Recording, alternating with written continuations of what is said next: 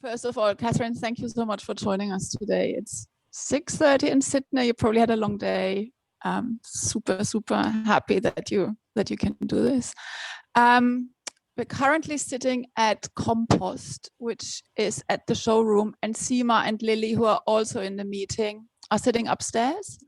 So we are kind of the team composting art, which happens to be art I have been involved in for the last 20 years.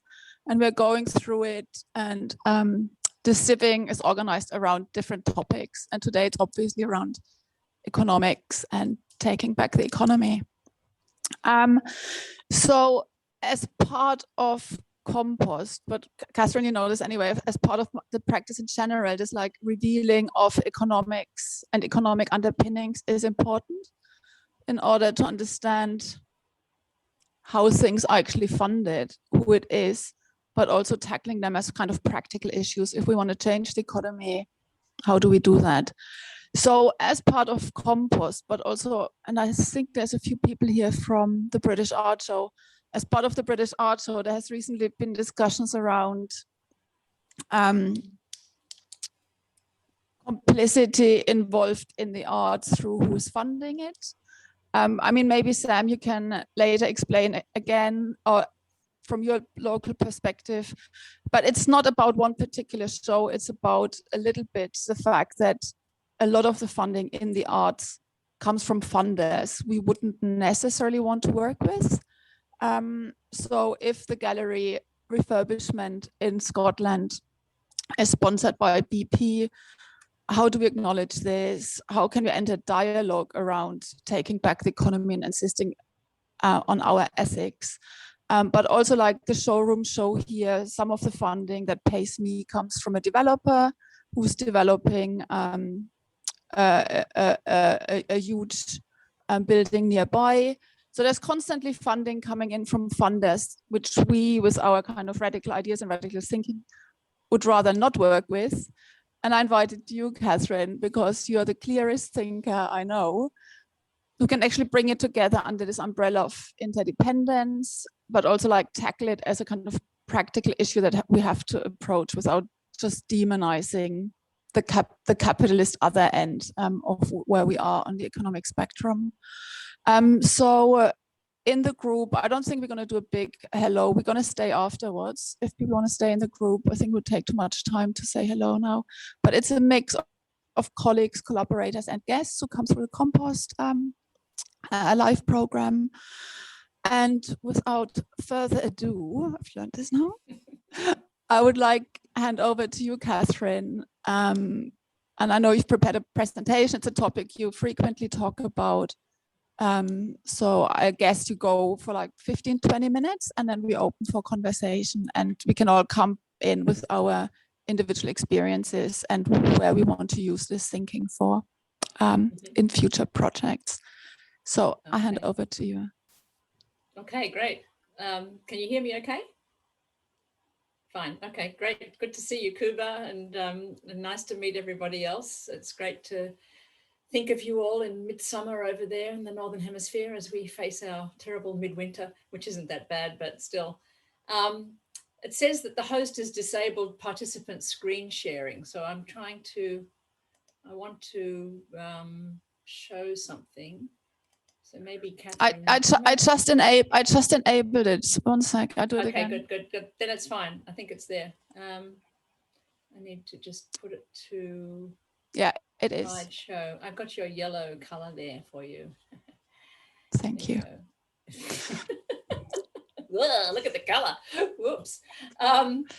Right. So I'm happy for people to break in, really, because it's such a small group. But I'll just talk for a little bit, I guess, and lay out a few ideas. And yeah, thanks for inviting me. It's great to be part of this. I love the way it's, you're going to be composting all your work and so on over the last 20 years. I wish I could see it. But I guess, first of all, I just like to acknowledge that I'm talking to you here on the banks of the Georges River, which is in the unceded territory of the Darug and Darawal people. And this land always was and always will be Aboriginal land. And thinking of complicity, I have to, acknowledge that my existence and the wealth of my existence is based upon a long-term intergenerational interdependence with Aboriginal people in this country who were dispossessed by my ancestors in a number of places in Western Sydney, up in Queensland. And I've grew up in Gunnamatta Bay, very unknowing of the fact that the Daruk Park I played in was actually the park of the Darug people. So this kind of awakening to our interdependence with those who went before and are still with us is, part and parcel of living in contemporary Australia. And, in a sense, that issue of complicity and interdependence is what we're talking about today, but in a different context, in the context of funding of the arts. So as Katherine, anyway, I'd just like to acknowledge those traditional owners and pay my respects to them in giving this talk. But coming to the topic of today, this is what Katherine wrote to me, that that everybody is struggling with the fact that the art world survives in a diverse economy, but much of the funding is coming from agents that you would really likely not want to have too much to do with: developers, oil giants, foundations with assets in pharma, and so on. But we know there's no clean or purist funding for the arts. At the same time, you're part of a community, as am I, who are trying to imagine and enact different kinds of economies, different kinds of worlds. So how do we deal with this kind of contradictions, and how do we keep going without feeling immobilized by some of the ethical questions that are confronting you? So I guess my take on this is that we are confronting, or we're seeing ourselves within a sort of a mega machine called the economy, the capitalist economy, and how we position ourselves within this economy and how we represent that economy are very important to thinking about how we can take action and what ethical action is. Because I think, even though, Julie and I wrote a book in 1996 on the end of capitalism as we knew it, we tried to dispense with this term. I think the term capitalism is still very with us, and this sense of this economy that's kind of running the world is still very present, and we can find ourselves kind of bound up in the sense that we are complicit in its operations, that anything we do is just part of a kind of greenwashing or culture washing that is orchestrated by something called the capitalist economy machine. And I guess when you think about capitalist business, and this is a little diagram that's in our book, Take Back the Economy, where we tried to do a kind of people's account of the value that is created in capitalist business. And we looked at it in terms of a kind of a struggle between survival and surplus, that in any business, there's a kind of a survival payment that goes back to the workers, but there's the extraction of surplus. And what happens to that surplus is an important thing to interrogate. And obviously a lot of it goes back into the operations of the company, and also to paying taxes and insurance and accounting and all sorts of other distributional payments. But a lot of it also goes into private accumulation. And some of it, as I've seen down the bottom, goes to kind of donations to other non-capitalist or outside the so-called economy sphere, to sporting groups, to charities, or to the art business, arts. And often these kind of distributive payments of surplus are done, partly because they're tax deductible, partly because they give a different perspective on companies. All sorts of reasons perhaps are taking place there. And in general, if we step back and think about a kind of more structural vision of society, there's always been that idea that the surplus that's generated is there to, is partially there for private accumulation, but also partially there to support a society, to look after the elderly, to look after the young, but also to look after the culture industries that are part and parcel of what a society is about.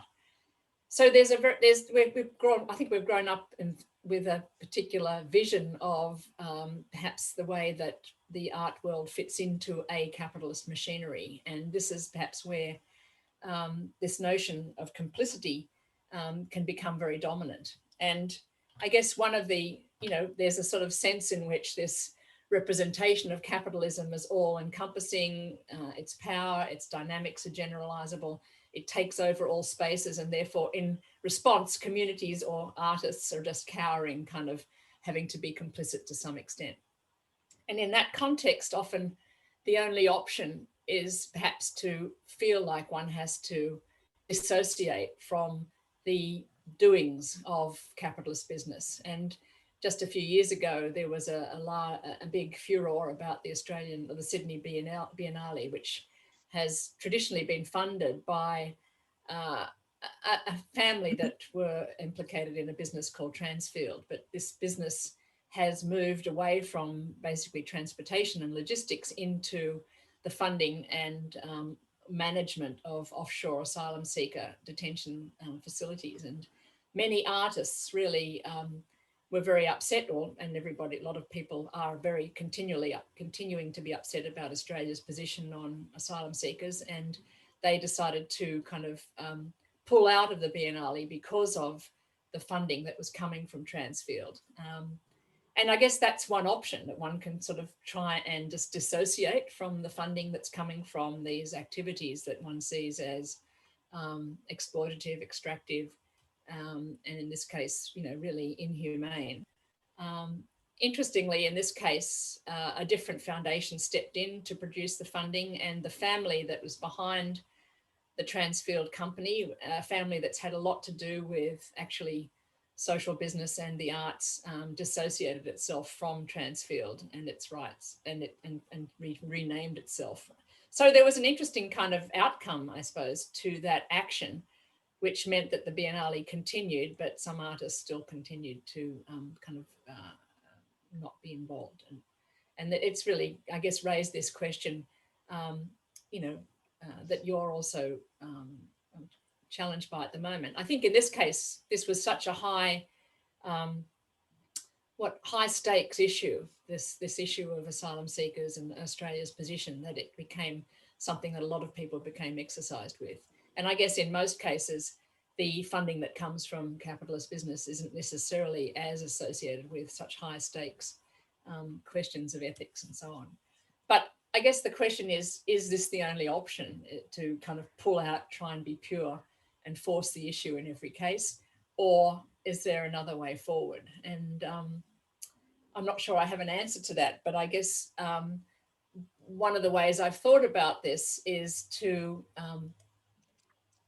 think about the way in which a vision of economy is kind of constraining or determining how we act within it. And one of the things that I've done in my work with, particularly with Julie Graham as J.K. Gibson Graham, is to try and, I guess, take back the vision of economy, try and queer it to some extent in order to help enact and enable and imagine a different kind of economic future and societal future. And this is just an image from the Turkish translation of our book, The End of Capitalism, where we're trying to throw our little slingshots into the machinery of the robot of capitalism that's gobbling up the world and gobbling up people. So the kind of technique of queering was helpful to us, and in using this kind of thinking strategy, we were really taking from work that was going on in literary thinking, literary theory, and in social theory, particularly by Eve Kosofsky-Sedgwick, who I suppose was very much an early proponent of queer theory. And she really used it in her work in literary criticism, but also in understanding of sexuality. And really what she meant was that she's working to make sure that meanings don't always tidily line up with each other. And she became very interested in investing in these sites of de-alignment, whether it was within literature or within the social sphere. And that notion of queering, I think, was very much taken up in the kind of deconstruction of what it meant to be a woman and the kind of queering of sexuality. And her argument in her book tendencies, I think, is she uses the example of the Christmas effect. She talks about how at Christmas time, there's a way in which everything lines up in society: religion, the state, capital, ideology, domesticity, discourses of power, discourses of legitimacy. And everything kind of gets aligned to this kind of vision, this binary vision, and a sense in which we have state holidays. We talk about, oh, is this political dilemma going to be resolved so people can get home to Christmas and all this kind of thing. And she sort of looks at the way in which that had an unpleasant effect on those of us who don't believe in Christmas or don't see that kind of lining up as dominating their lives. And she extended that to think about the way in which sexuality and identity, gendered identity, lined up in this notion of the family, where we share a surname, a sexual dyad, legally based, state-regulated marriage, etc. She kind of looks at the way in which all these aspects of social life are seen to line up in the notion of family.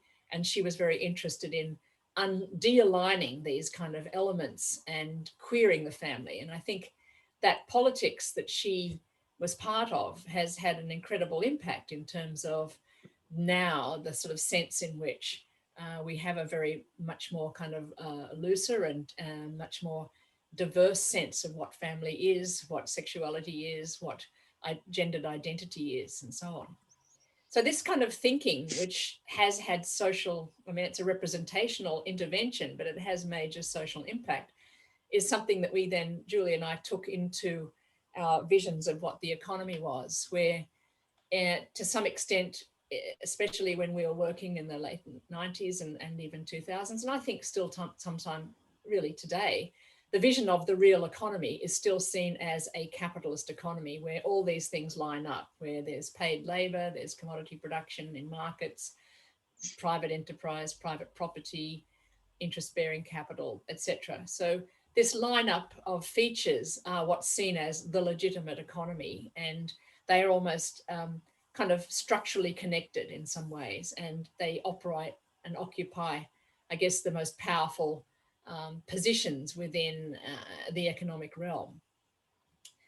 And so what I was interested in doing, and I guess the reason we were critiquing this was that this kind of thinking led to a very limited imagination of what could be, what economic revolution or transition or transformation or alternatives might be. That we had been brought up in a kind of, or had been attracted to a kind of radical approach to thinking about society. We both had been trained in Marxian political economy, but we felt that the more we theorized the nature of economy, the more we were locked into a vision that capitalism was the only way of, the only possible, that there was no alternative, as Thatcher would say. So we were using our kind of thinking strategies to queer the economy by reading for difference, not dominance, and reading for multiple dynamics. And one way to do that was to show that, of course, the economy wasn't just wage labour, commodity markets and capitalist enterprise, that the economy included all the ways that people were involved in making livelihoods, looking after each other, sharing wealth, generating surplus, forming forms of reciprocity, theft, other things, all these other kind of relationships and activities that we saw were existing kind of under the waterline and not dealt with by economic theory. And Katherine took this kind of image of the iceberg economy and used it to great effect to represent the kind of iceberg, the drinks cabinet economy in her work with company drinks, showing all the different kinds of labor, different kinds of transactions that were part and parcel of a community enterprise that was producing values, creating new identities for people, sharing wealth, and engaging with environments in a new way. So this kind of idea of attending to difference was one strategy and that we've used, which has been coined in, we use the term a diverse economy rather than a capitalist economy. And that meant not just inventorying all the different forms of labor, forms of transaction, forms of enterprise, forms of property, forms of finance that coexist with those ones that are seen as the capitalist versions, but showing how those things actually mix and match. They don't always align. So you can have waged labor working in a, in a social enterprise, for instance. But the ethos of that enterprise is quite different than private accumulation. It's actually to create social wealth that can be distributed into the economy, into the community. Or you can have market transactions that are part of a fair trade network or a part of a cooperative. So there's a way in which these elements of economic practice can be queered, can be moved, can move around and match up together in different ways, rather than seeing them always as aligned and dominated by those top cells, those blue kind of format, those activities that are shown in those blue cells. But the other way, I guess, of queering the economy was to think about the dynamics, the multiple dynamics that exist within an economy. And they're not always and only this returning of capital back to the machine, back to the accumulation and the creation of more capital. But there's a way in which those arms aren't always leading back into that machine, but might be flowing away out into queer economic subjectivities, into non-capitalist activities.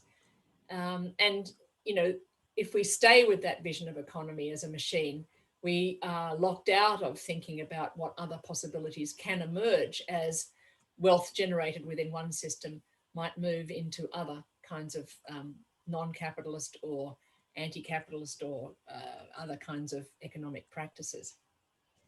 So in an interview with David Plotke many years ago, Gayatri Spivak, the post-colonial theorist, talked about Marx not only talking about the non-generation of capital. He was not talking about the non-generation of capital, but the non-utilization of capital for capitalism.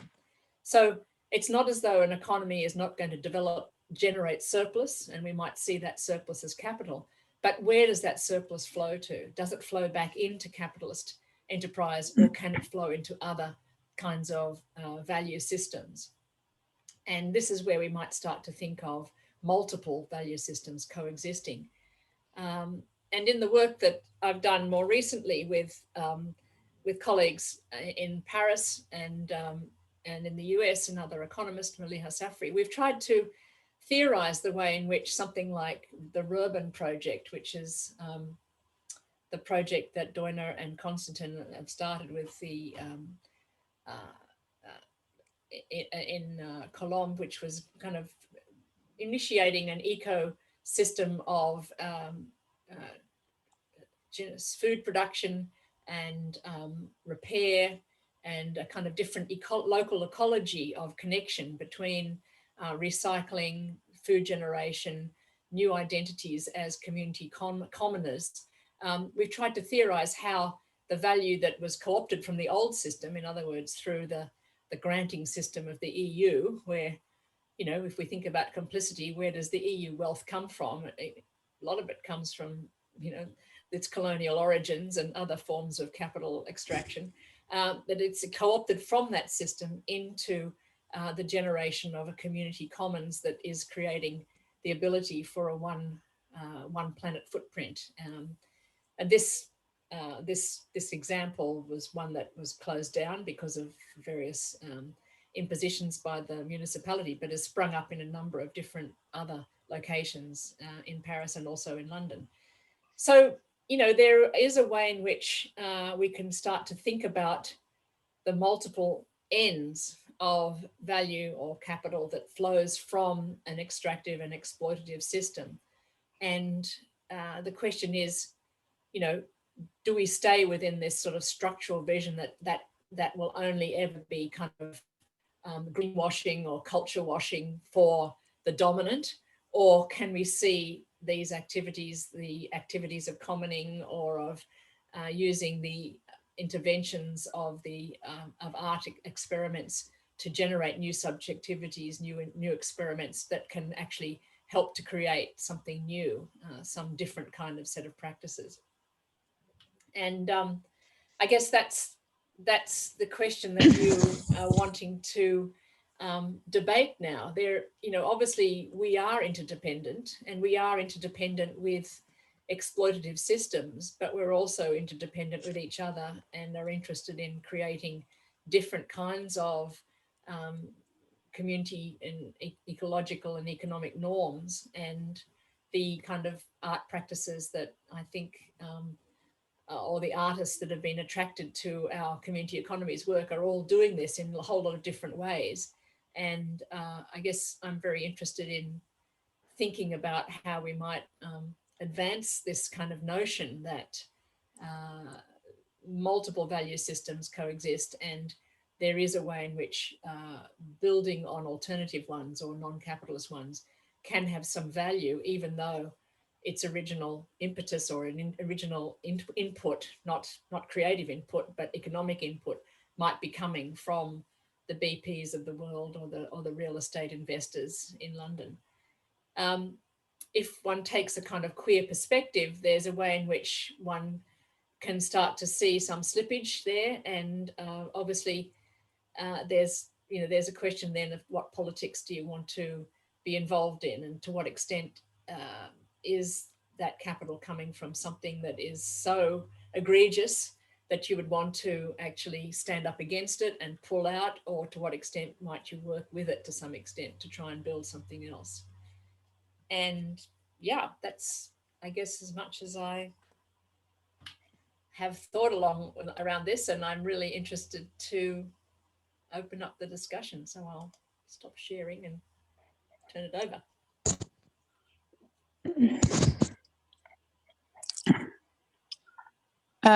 Hang on.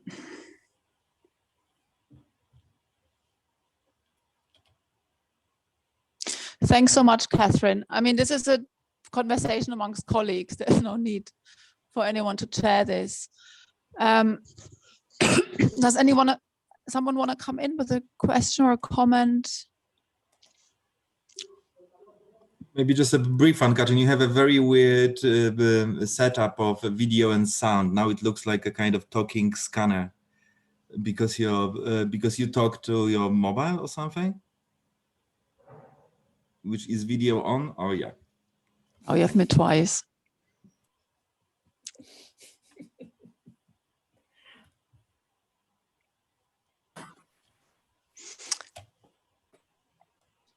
I mean, I can. Hello. Can you hear me all right?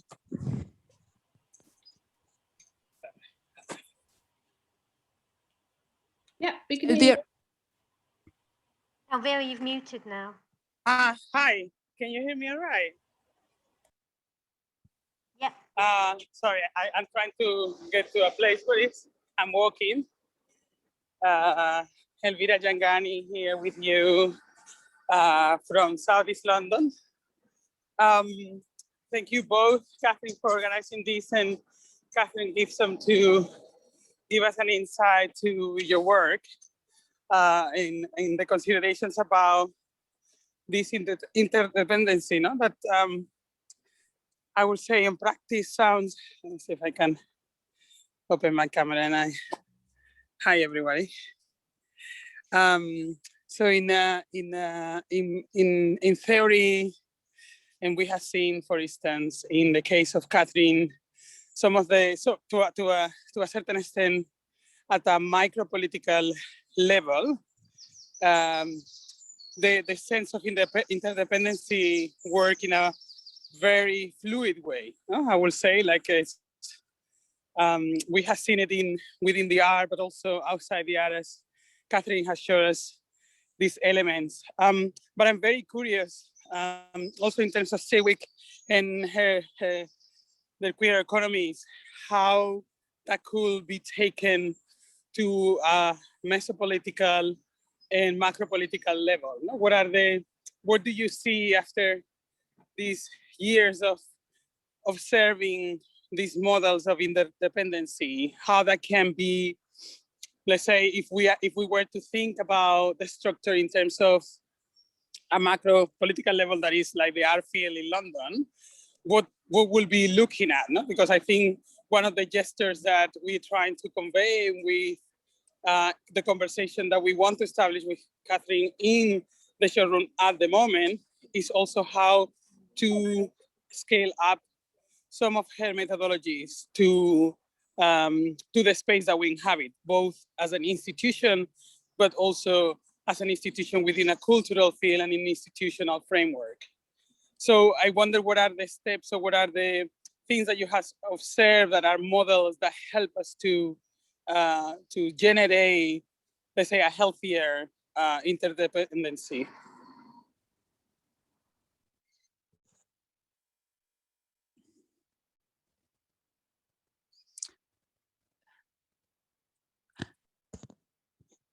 Okay, Elvira, just respond a bit. I think this like revealing of economic underpinnings, and I mean, I'm very much talking about the art world here because there's two things. There's an institutional critique. There's a tiredness of artists that institutions like to present and show and represent radical ideas without changing the institution. And you can only change an institution when you change the economic underpinnings. So I think that's one thing. That's one topic that's for me in this round today. How can we as artists insist that our ideas aren't just used for representation, but for implementation?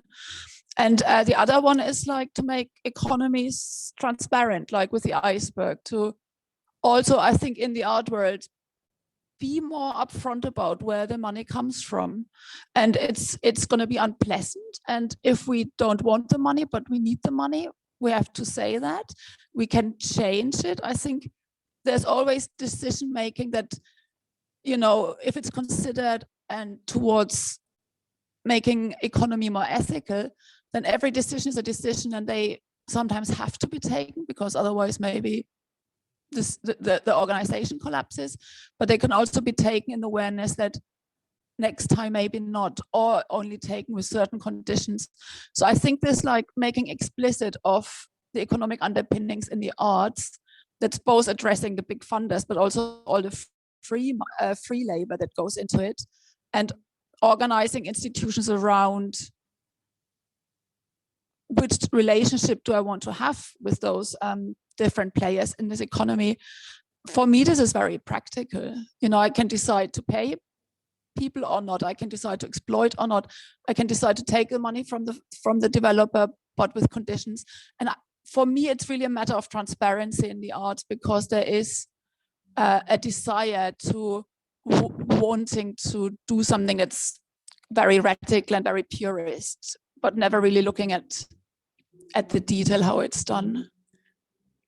And that's not a critique. I think it's just well, it is a critique. It's not a blaming, but it's also saying that, you know, decisions can be done this way or that way. And I think that's why I was very drawn to the Take Back the Economy, because it's a practical call to take it back step by step, decision by decision. Can I just add something in then? I mean, I think you just pointed out this idea of being transparent shows that actually so much value is coming out of non-commodified forms of labor and other things anyway. So when you think about arts funding, you know, the funding that's coming from from capitalized kind of formats is potentially, you know, a small fraction of what actually is going in. And that's where I think that kind of feral business accounting that Kate Rich does is so important. And really what you're trying to do too, Katherine, is to show all that different input. So, you know, again, that's another way of kind of putting this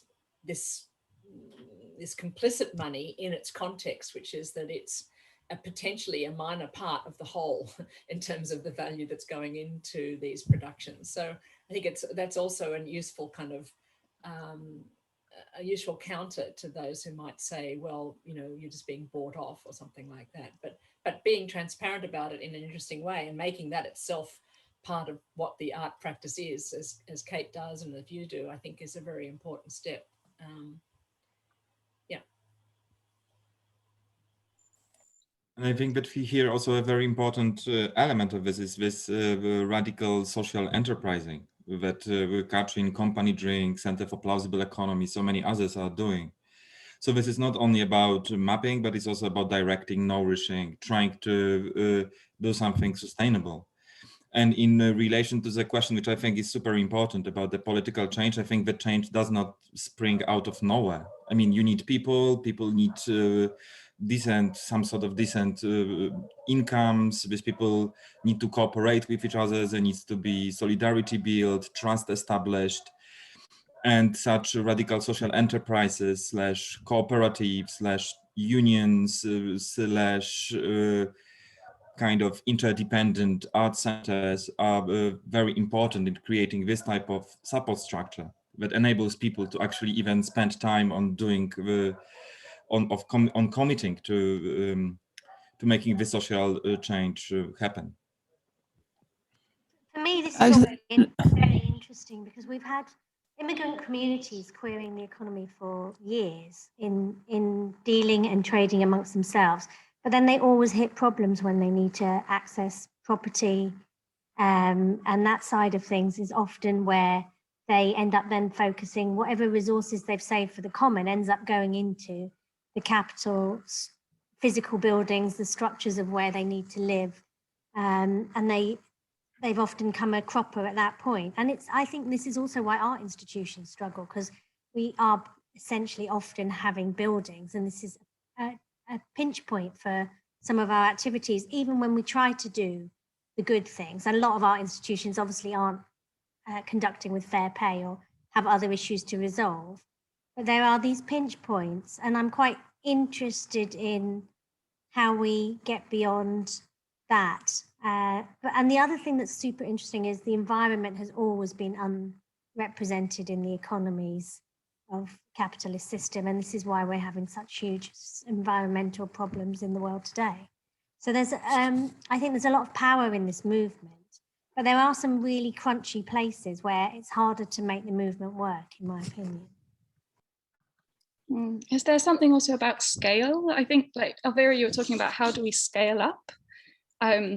Maybe what's taking place, but and then I'm thinking about the one-to-one scale that Katherine, you work with, and that's, you know, the sort of methodology or the methods for working on compost at the showroom at the moment. And I just wonder about, like, to what extent we're talking about in terms of interdependence, kind of things taking place between people at you know, which maybe of necessity has to happen at that kind of at a one-to-one scale. And once you scale up, at what point do you abstract individuals and process, you know, kind of the connections that bind us and build kind of empathy and relationships that are respectful and where listening is possible, you know, this kind of scale of conversation where one person can speak and the other can listen and we can kind of hear and recognize each other. At what point, if you're scaling up, does that become, you know, the abstraction become a problem because of that sheer nature of like human capacities to connect and empathize with each other, which seems really fundamental in some of these radical shifts in terms of the queering of thinking about alternatives. Yeah, so just sort of thinking about at what point the scale becomes kind of too much of an abstraction.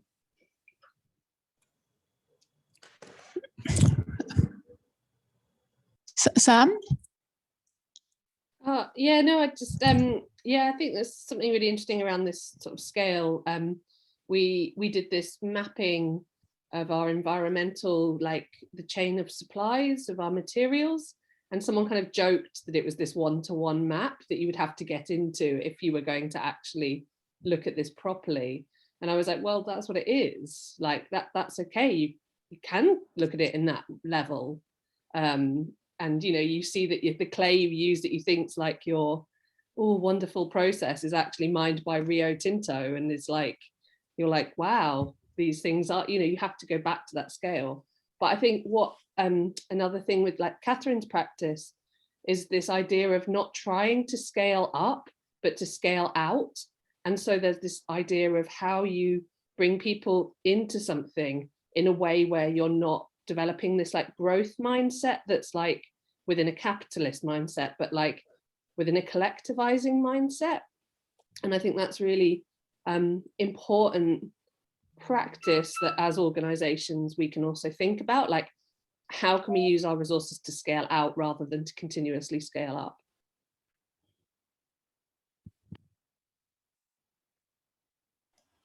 Can I just make a comment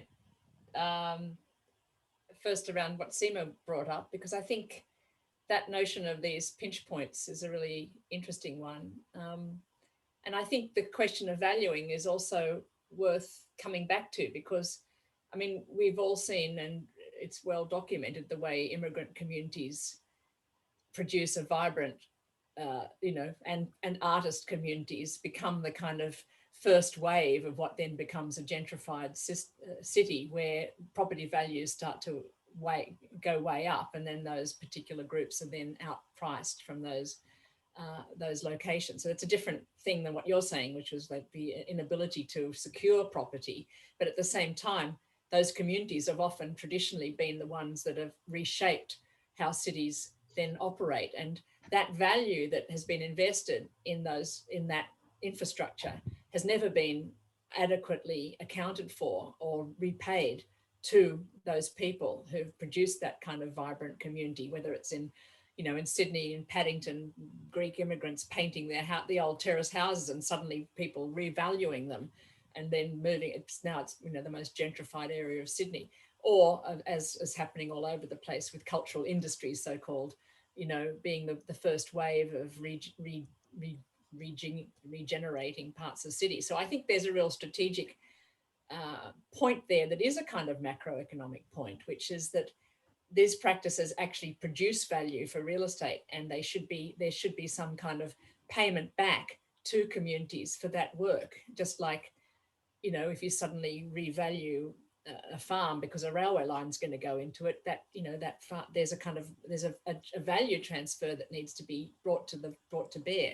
So that's a different kind of accounting that I think could be operationalized more, at least as a strategic intervention, to try and see how, you know, that kind of, those different valuing systems really need to be kind of played off against each other. And I don't think it's been adequately done. I mean, I think it's just people have accepted this is the dynamic, this is the trajectory, this is what happens. You know, immigrants get priced out, artists get priced out, and that's it. And I think there has to be a kind of bit of a fight back on that one. And on the scale issue, I think this scale up argument is a very dangerous one. It's always what's used to undermine any kind of grassroots community action.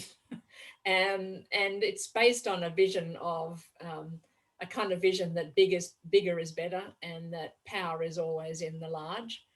And I think we have to be a little bit more strategic around this kind of thing.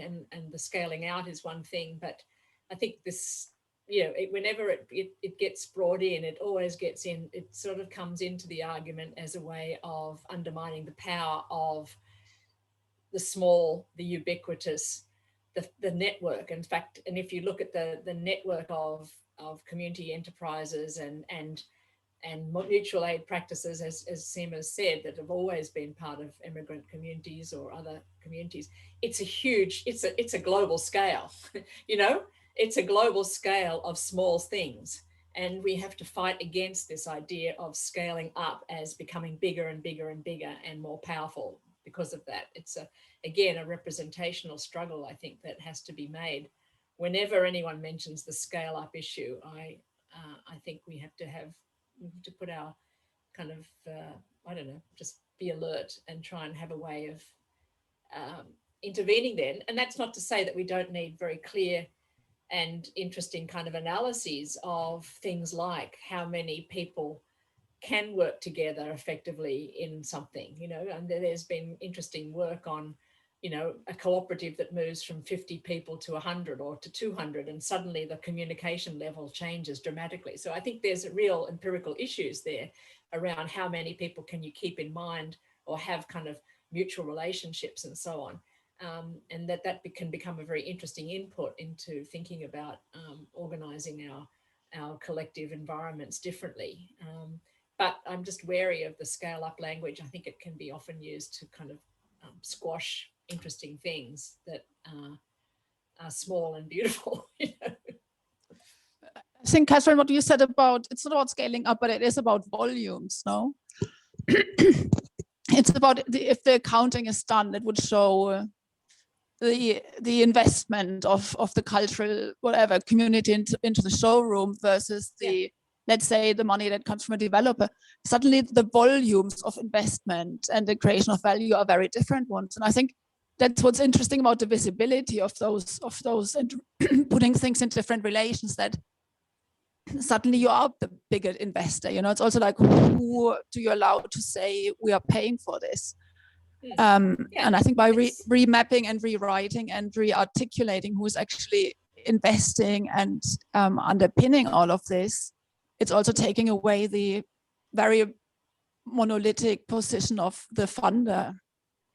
Yeah, I mean, the quantification is very important. I mean, if you think of the role that quantification of women's labor played in alerting economies to the role that, you know, unpaid labor was playing in people's livelihoods, you know, do we call that big, large scale? I mean, it's every, you know, like everyone talked about scaling up unpaid labor, it's everywhere, you know, and that's the force of feminist accounting. And it's had some impact. It needs to have more impact in terms of its value. But, you know, these are the questions. I think quantification is one thing that's different, and it's very powerful to do that kind of work. Yeah. Sam, I can see.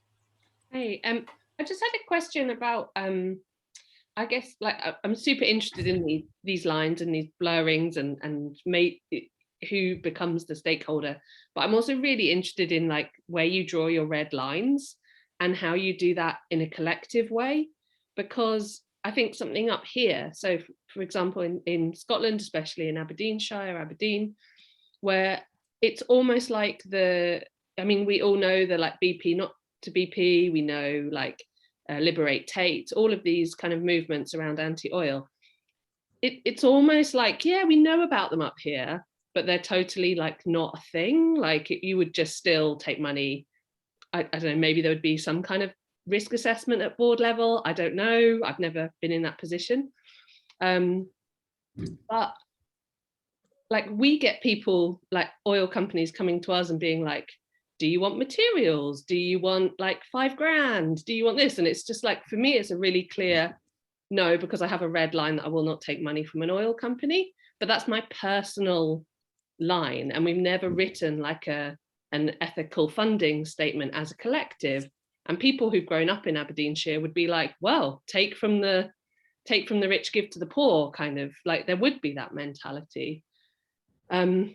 And so I just wondered how people are sort of navigating these red lines collectively as well, without just being like, well, I'm the director and I get to make the call, which is then also following another like position that's not particularly helpful in these things. I mean, the showroom is trying to write an ethical fundraising policy. We have a draft. We had a discussion at the last board, and it was very much, the most interesting thing about that discussion for your question, Sam, was the general consensus that it had to be an organizational agreed policy, so that even if individuals disagreed with elements of it, that was the organization's policy and red line. And it wasn't just one person making the call. And not everyone has to agree with all of it, but they have to understand that when they operate in that organization, that's the level of it they agree with. These things are really complicated, and the actual discussion about what goes in it, we haven't really quite finished. So that's harder. And it's often a question about time, and I there guess, is and also, outputs. Oh, sorry. Oh. No worries, go ahead, Lily, sorry.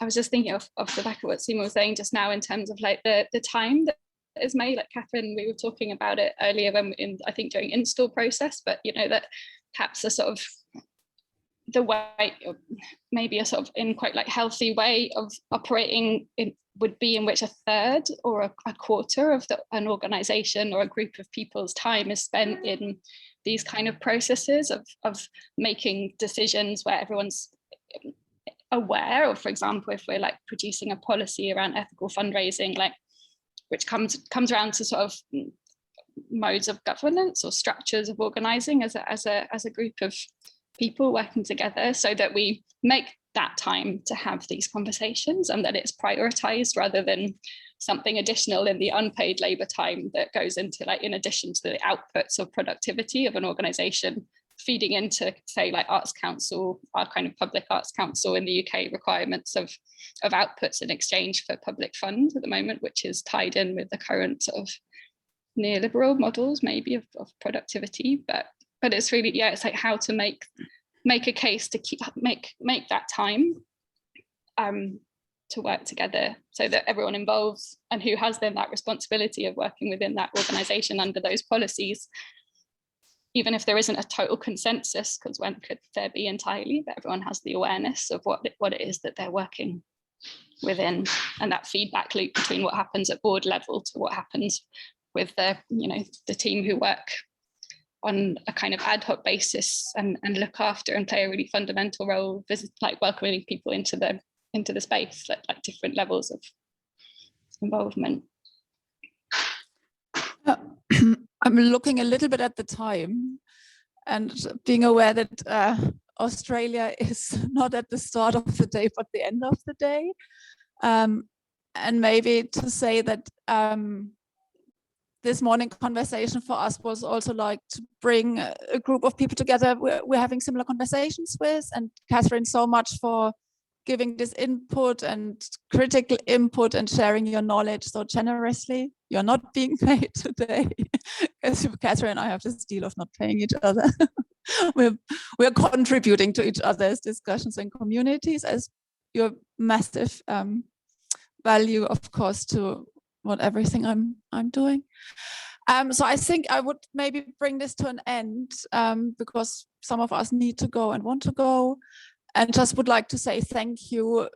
Some of those discussions and ideas today will, I hope, be followed up through practical action or further discussions in other circles where this discussion would be really useful and of interest to others. So Sam will continue this, and Jenny in Aberdeen, definitely. And I think also at the showroom we want to reveal more of the economy of compost as part of the exhibition. So we keep you posted with those things. And then I would say thank you to everyone for their time. Have a beautiful day and evening. And Katherine, I give the last word to you. Oh, thank you. Well, I just want to say thank you, Katherine, because our interactions have always been incredibly mutually beneficial. So it's very adequate payment for me. I have no need for anything more than that. It's wonderful to talk to you. It's sort of interesting. I don't know who Portland is, but is it the fact that we're all women here interested in this? I don't know. It's sort of been a great opportunity to share, and I look forward to seeing what comes up in the next few weeks, I guess, with the showroom and the other exhibits and so on. So I wish I could come and visit and see it, but one day. Yeah, I'm going to go and have some dinner and enjoy my evening in front of the fire, and hope you have a lovely midsummer's day over there. Okay, see you. Bye. Bye, everyone.